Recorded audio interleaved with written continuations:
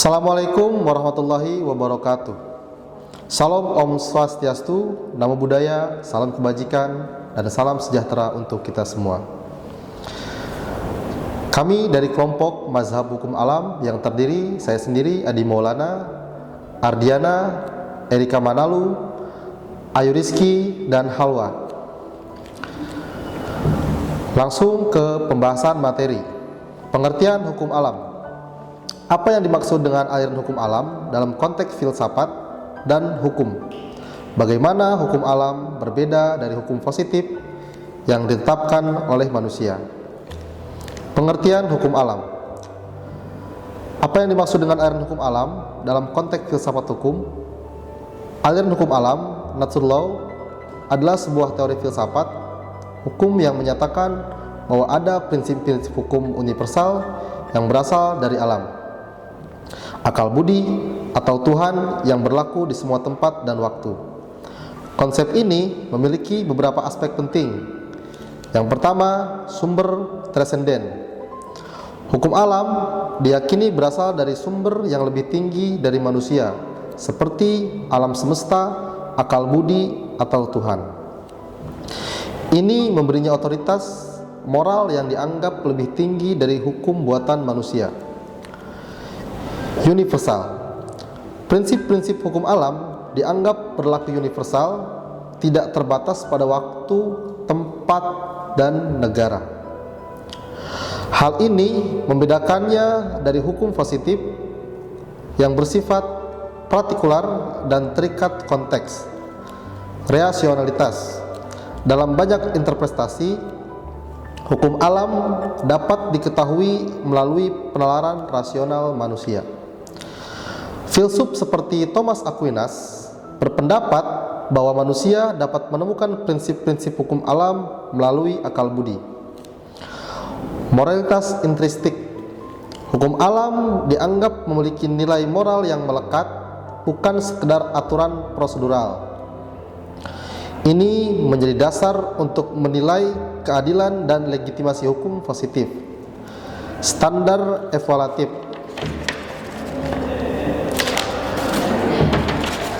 Dalam filsafat hukum, hukum alam sering digunakan sebagai standar untuk mengevaluasi keadilan dan validitas hukum positif. Hukum positif yang bertentangan dengan prinsip hukum alam dapat dianggap tidak adil atau tidak sah secara moralitas. Hak-hak alamiah. Teori hukum alam sering dikaitkan dengan konsep hak-hak alamiah. Manusia tidak dapat dicabut. Ide ini mempengaruhi perkembangan konsep hak asasi manusia modern. Fleksibilitas interpretasi. Meskipun dianggap universal, interpretasi spesifikasi dari hukum alam dapat bervariasi antar pemikir dan mazhab. Hal ini memungkinkan adaptasi prinsip-prinsip umum ke dalam konteks yang berbeda. Hubungannya dengan etika.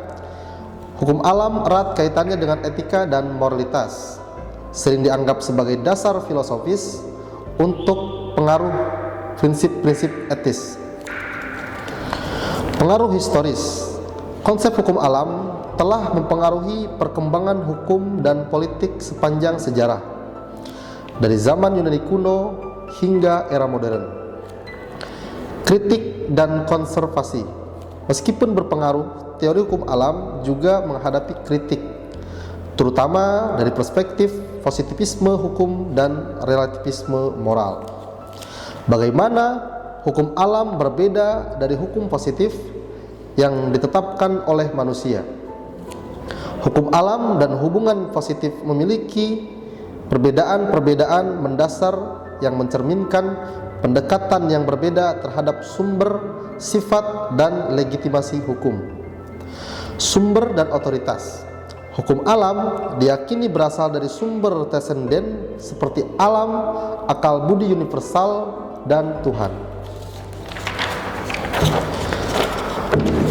Hukum positif dibuat oleh otoritas manusia yang berwenang seperti legislator atau pengadilan. Universal versus partikularitas. Hukum alam dianggap berlaku universal melalui batas-batas geografis dan temporal. Hukum positif bersifat partikular, berlaku dalam yurisdiksi tertentu dan dapat berbeda antar negara atau daerah tertentu. Sifat moral. Hukum alam memiliki nilai moral intrinsik dan dianggap mencerminkan keadilan yang ideal. Hukum positif tidak selalu memiliki dimensi moral.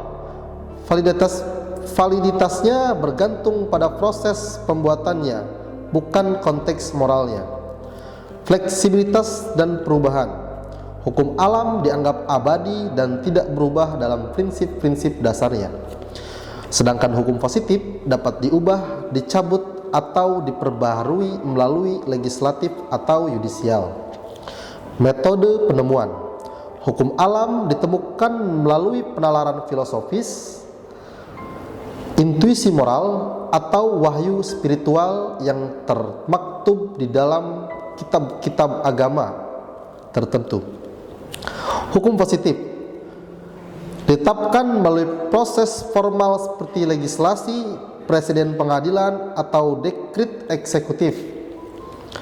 Bentuk dan kodifikasi. Hukum alam sering bersifat abstrak dan tidak terkodifikasi secara moral. Hukum positif biasanya terkodifikasi dalam bentuk undang-undang, peraturan tertulis, atau presiden hukum. Legitimasi hukum. Hukum alam legitimasinya berasal dari kekuasaan dan prinsip-prinsip moral universal.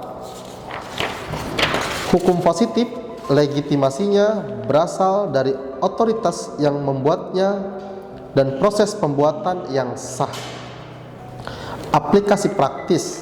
Hukum alam sering digunakan sebagai panduan moral, inspirasi untuk reformasi hukum, sedangkan hukum positif langsung ditetapkan dalam sistem peradilan dan administrasi negara.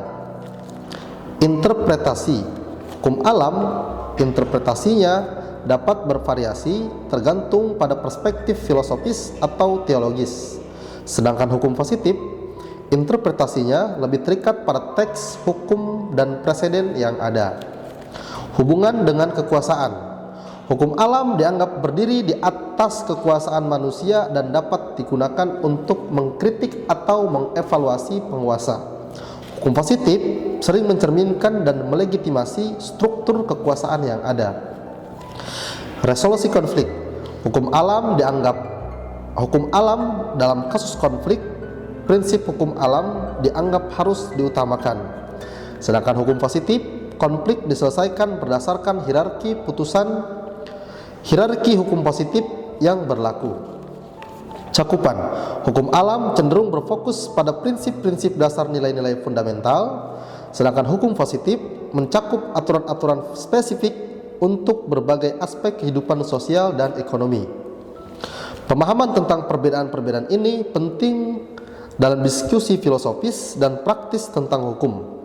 Meskipun sering dikontraskan, dalam praktiknya banyak sistem hukum modern mencoba menggabungkan antara elemen-elemen dari kedua pendekatan ini.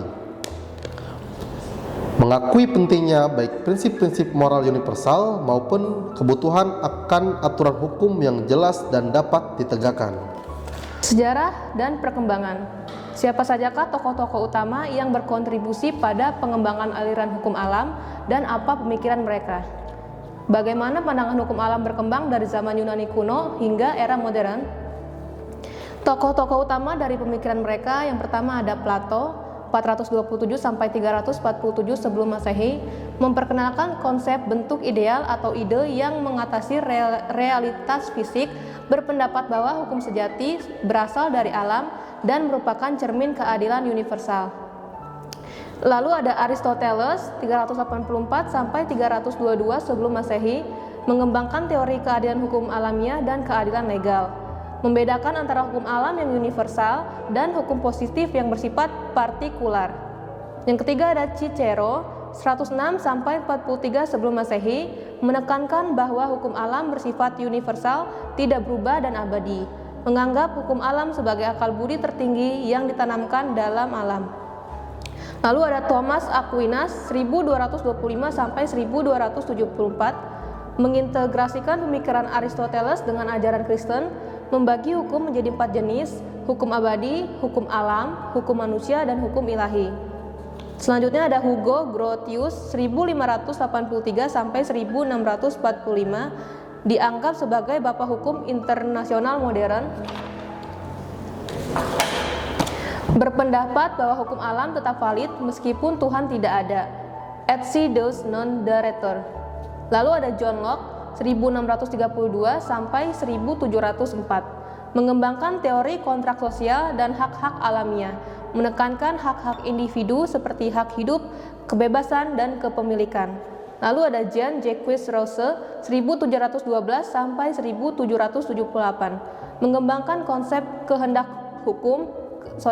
umum general will sebagai dasar legitimasi hukum, menekankan pentingnya kedaulatan rakyat dalam pembentukan hukum. Perkembangan pandangan hukum alam dari zaman Yunani kuno hingga era modern. Ada zaman Yunani kuno fokus pada pencarian prinsip-prinsip universal yang mengatur alam dan masyarakat. Hukum alam dianggap sebagai cerminan tatanan kosmis yang ideal. Yang kedua, zaman Romawi. Pengembangan konsep ius gentium atau hukum bangsa-bangsa yang dianggap sebagai manifestasi hukum alam, penekanan pada rasionalitas dan universalitas hukum alam. Lalu abad pertengahan, integrasi pemikiran hukum alam dengan ajaran agama Kristen. Hukum alam dianggap berasal dari Tuhan dan dapat diketahui melalui wahyu dan akal budi. Lalu zaman Renaissance dan pencerahan. Sekularisasi pemikiran hukum alam memisahkan dari dasar-dasar teologis, penekanan pada rasionalitas dan hak-hak individu sebagai dasar hukum alam. Lalu lanjut ke era modern awal di abad 17 sampai 18, pengembangan teori kontrak sosial sebagai dasar legitimasi pemerintahan. Hukum alam dijadikan dasar untuk mengkritik absolutisme dan mendukung revolusi. Lanjut ke abad 19, kritik terhadap hukum alam oleh aliran positivisme hukum. Munculnya pendekatan historis terhadap hukum yang menentang universalitas hukum alam. Dan yang terakhir, abad 20 hingga sekarang, kebangkitan kembali pemikiran hukum alam pasca Perang Dunia II. Pengembangan teori hak asasi manusia sebagai manifestasi modern hukum alam. Munculnya pendekatan baru seperti hukum alam prosedural, Lon Fuller, dan teori keadilan John Rawls. Perkembangan aliran hukum alam menunjukkan evolusi dan konsep yang sangat terkait dengan tatanan kosmis dan agama menuju pemahaman yang lebih sekuler dan rasional. Meskipun menghadapi tantangan dari aliran positivisme hukum, ide-ide hukum alam tetap berpengaruh dalam pemikiran hukum modern, terutama dalam konteks hak asasi manusia dan keadilan universal. Prinsip-prinsip hukum alam. Apa saja dasar yang menjadi landasan aliran hukum alam? Yang kedua adalah bagaimana prinsip tersebut diterapkan dalam konteks keadilan sosial dan hak asasi manusia, di mana prinsip-prinsip dasar aliran hukum alam adalah sebagai berikut. Yang pertama adalah universalitas, yaitu hukum alam dianggap berlaku universal melampaui batas-batas geografis dan temporal. Prinsip-prinsip dasar diyakini dapat ditemukan dan dipahami oleh semua manusia yang berakal.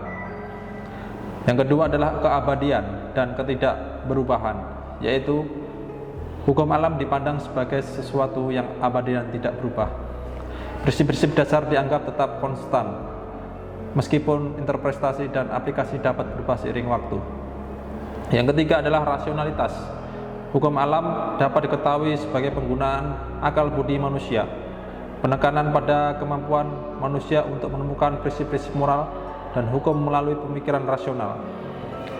Yang keempat adalah moralitas intristik, yaitu hukum alam dianggap menjadi nilai moral yang melekat. Ada hubungan erat antara hukum dan moralitas dalam pemikiran hukum alam. Yang kelima adalah keadilan sebagai tujuan utama. Hukum alam bertujuan untuk mencapai keadilan sejati. Keadilan dianggap sebagai nilai tertinggi harus diperjuangkan oleh sistem hukum. Yang keenam adalah hak-hak ilmiah. yaitu manusia dianggap memiliki hak dasar yang melekat pada kodrat sebagai manusia. Hak-hak ini dianggap ada sebelum di atas hukum positif. Yang ketujuh adalah legitimasi hukum positif, yaitu hukum positif atau hukum buatan manusia harus selaras dengan prinsip-prinsip hukum alam untuk dianggap sah dan mengikat. Yang kedelapan adalah keteraturan alam, keyakinan bahwa alam memiliki keteraturan yang dapat dipahami dan tercermin dalam hukum. Penerapan prinsip hukum alam dalam konteks keadilan sosial dan hak asasi manusia. Yang pertama adalah kesetaraan dan non-diskriminasi. Prinsip Universitas Hukum Alam mendukung gagasan bahwa semua manusia memiliki martabat yang sama, diterapkan dalam kebijakan anti-diskriminasi dan perlindungan kelompok minoritas. Yang kedua adalah hak asasi yang tidak dapat dicabut, yaitu konsep hak ilmiah menjadi dasar bagi deklarasi hak asasi manusia internasional. Hak-hak seperti hak hidup, kebebasan dan kesetaraan di hadapan hukum dianggap sebagai hak yang tidak dapat dicabut. Yang ketiga adalah batasan kekuasaan pemerintah. Pemeriksaan legitimasi hukum alam membatasi kekuasaan pemerintah, mendorong pengembangan sistem check and balance dan konstitualisme. Yang keempat adalah keadilan prosedural dan substantif, yaitu penegakan pada keadilan sebagai tujuan utama mendorong pengembangan sistem peradilan yang adil, mempengaruhi pembentukan prinsip-prinsip sebagai praduga tak bersalah dan hak atas peradilan yang adil, hak-hak sosial ekonomi, yaitu interpretasi hukum alam memperluas konsep hak asasi ke bidang sosial dan ekonomi, mendukung kebijakan seperti jaminan sosial, pendidikan universal, dan akses layanan kesehatan. Yang keenam adalah keadilan lingkungan. Prinsip keteraturan dalam alam diterapkan dalam hukum lingkungan, mendorong konsep pembangunan berkelanjutan dan tanggung jawab terhadap generasi mendatang. Yang ketujuh, keadilan global. Universalitas hukum alam mendukung pengembangan hukum internasional, mempengaruhi pembentukan lembaga-lembaga internasional untuk menegakkan keadilan global. Yang kedelapan, perlindungan kelompok rentan.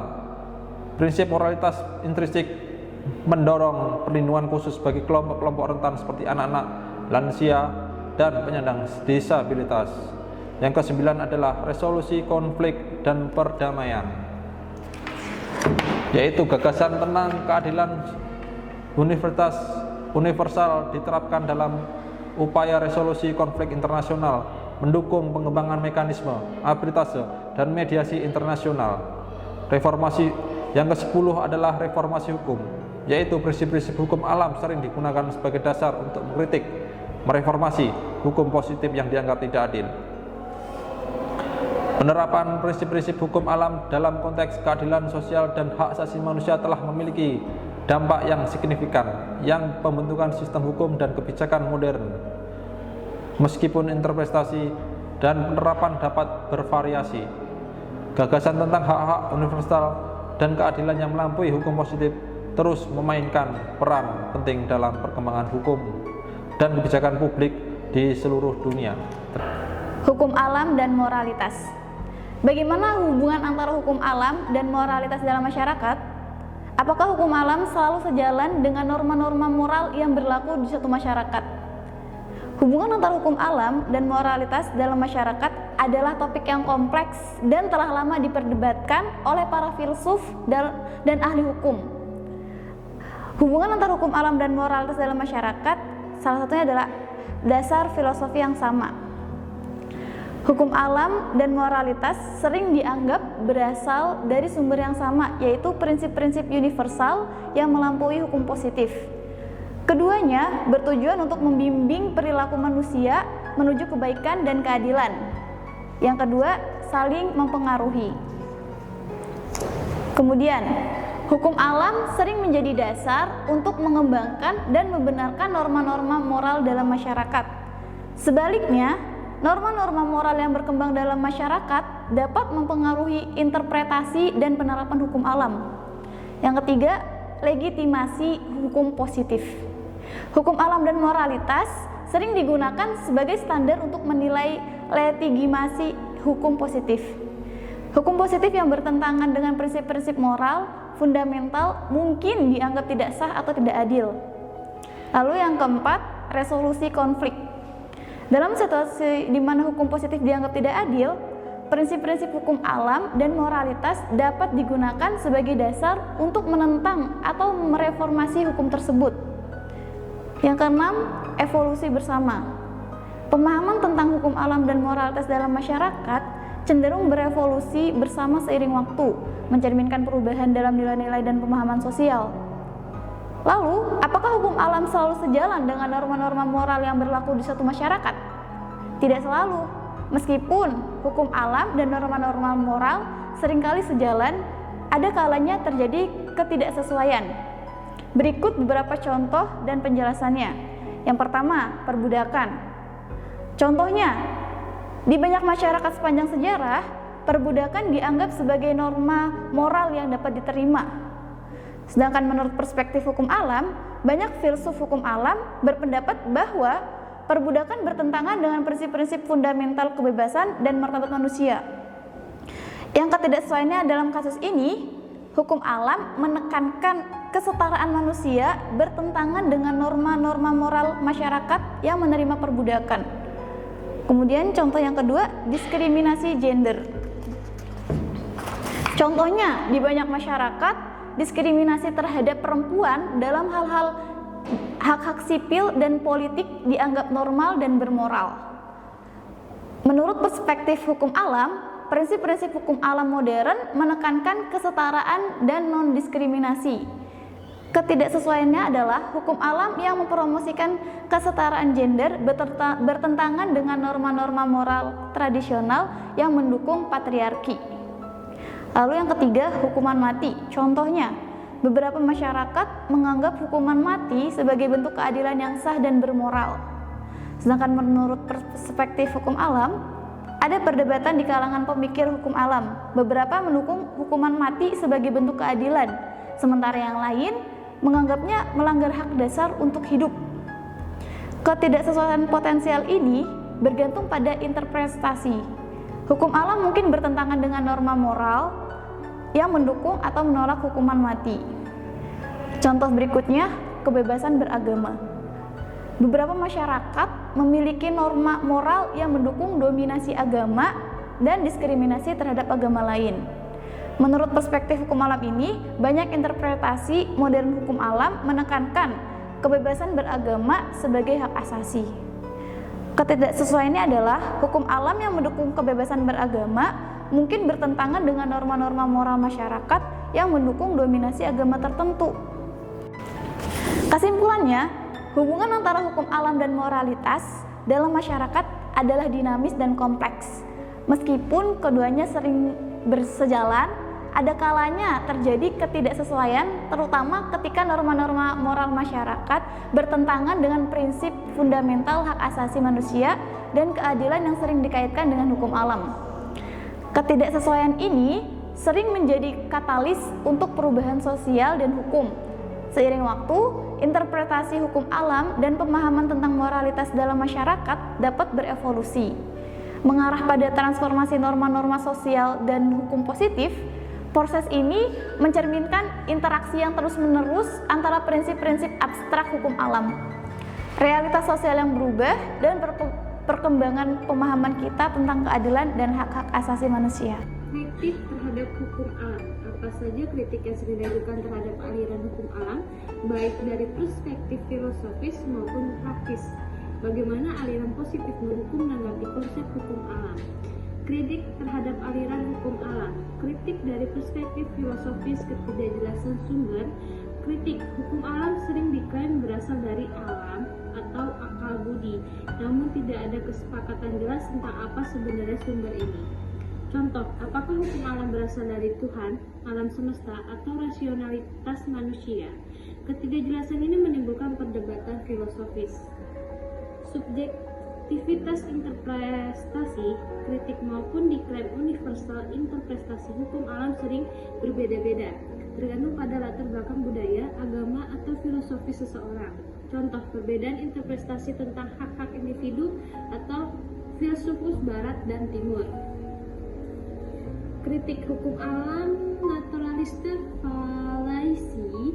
Kritik hukum alam sering dituduh melakukan kesalahan logis dengan menyimpulkan apa yang seharusnya dari apa yang ada. Contoh, mengklaim bahwa karena manusia memiliki naluri untuk bertahan hidup, maka membunuh selalu salah secara moral. Ketidakmampuan mengakomodasi relativisme moral. Kritik hukum alam cenderung mengabaikan variasi moral antara budaya dan waktu. Contoh, praktik seperti poligami yang diterima di beberapa budaya namun ditolak di budaya lain. Kritik dari perspektif praktis, kesulitan penerapan. Kritik prinsip-prinsip abstrak hukum alam sulit diterapkan dalam situasi hukum yang kompleks dan spesifik. Contoh, bagaimana menerapkan prinsip keadilan dalam kasus sengketa tanah yang rumit. Potensi konflik dengan hukum positif. Kritik mengutamakan hukum alam dapat mengancam kepastian hukum dan stabilitas sistem hukum yang ada. Contoh, hakim yang mengabaikan undang-undang tertulis demi keadilan alamiah dapat menciptakan preseden yang berbahaya. Kekurangan fleksibilitas. Kritik hukum alam yang dianggap abadi dan tidak berubah sulit mengakomodasi perubahan sosial dan teknologi. Contoh, bagaimana hukum alam menanggapi isu-isu etika dalam teknologi baru seperti kecerdasan buatan. Potensi penyalahgunaan. Kritik konsep hukum alam dapat disalahgunakan untuk membenarkan tindakan atau kebijakan yang sebenarnya tidak adil. Contoh, penggunaan argumen hukum alam untuk membenarkan kolonialisme atau diskriminasi. Tanggapan aliran positifisme hukum terhadap konsep hukum alam. Aliran positifisme hukum yang berkembang terutama pada abad ke-19 dan 20 merupakan reaksi langsung terhadap tradisi hukum alam. Berikut adalah beberapa tanggapan utama. Pemisahan hukum dan moral. Positifisme hukum berpendapat bahwa hukum dan moral adalah dua hal yang terpisah. Mereka menolak gagasan bahwa validitas hukum tergantung pada kesesuaian dengan prinsip-prinsip moral dan hukum alam. Contoh, Hart menekankan bahwa hukum yang tidak bermoral tak dapat menjadi hukum yang valid. Fokus pada hukum positif. Positifisme hukum menekankan pentingnya hukum positif, hukum yang dibuat oleh otoritas yang berwenang sebagai satu-satunya sumber hukum yang valid. Mereka menolak gagasan bahwa adanya hukum yang lebih tinggi di luar hukum positif. Contoh, John Austin mendefinisikan hukum sebagai perintah dan penguasa yang berdaulat. Penekanan pada kepastian hukum. Positifisme hukum berpendapat bahwa kepastian hukum lebih penting daripada keadilan abstrak yang dipromosikan oleh hukum alam. Mereka menekankan pentingnya aturan yang jelas dan dapat diprediksi.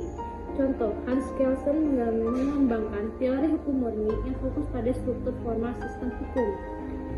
Kritik terhadap klaim universalitas. Positifisme hukum menolak klaim hukum alam daripada keadilan abstrak yang dipromosikan oleh hukum alam. Mereka menekankan pentingnya aturan yang jelas dan dapat diprediksi. Contoh, Hans Kelsen mengembangkan teori hukum murni yang fokus pada struktur formal sistem hukum. Kritik terhadap klaim universalitas. Positifisme hukum menolak klaim hukum alam tentang prinsip-prinsip universal yang berlaku di semua waktu dan tempat. Mereka berpendapat bahwa hukum adalah produk sosial yang bervariasi antara masyarakat dan waktu. Contoh, Roscoe Pound menekankan pentingnya memahami hukum dalam konteks sosialnya. Pendekatan empiris. Positifisme hukum mendorong pendekatan empiris dan ilmiah terhadap studi hukum. Berbeda dengan pendekatan metafisika hukum alam. Mereka fokus pada analisa hukum sebagaimana adanya, bukan sebagaimana seharusnya. Contoh, Oliver Wendell Holmes Jr. menekankan pentingnya pengalaman dalam memahami hukum. Kritik terhadap subjektivitas. Positifisme hukum mengkritik hukum alam karena dianggap terlalu subjektif dan bergantung pada interpretasi individual. Mereka berpendapat bahwa hukum harus didasarkan pada fakta-fakta yang dapat diverifikasi, bukan pada nilai-nilai abstrak. Contoh, Jeremy Bentham menolak ide hak-hak alamiah sebagai omong kosong di atas tongkat. Penolakan terhadap otoritas non-manusia. Positifisme hukum menolak gagasan bahwa hukum berasal dari sumber non-manusia seperti Tuhan atau alam. Mereka menekankan bahwa hukum adalah konstruksi manusia dan harus dipahami sebagai such. Contoh, Hans Kelsen menolak setiap elemen metafisika dalam teori hukumnya. Oke, kesimpulan kritik terhadap hukum alam dan tanggapan dari aliran positifisme hukum mencerminkan perdebatan fundamental dalam filosofi hukum tentang sifat, sumber dan tujuan hukum. Meskipun positifisme hukum telah mendominasi pemikiran hukum modern, gagasan-gagasan hukum alam terus mempengaruhi diskusi tentang hak-hak manusia, keadilan, dan legitimasi hukum. Perdebatan ini terus berlanjut dengan beberapa pemikiran kontemporer berusaha menjembatani kesenjangan antara kedua pendekatan ini, mengakui kelebihan dan keterbatasan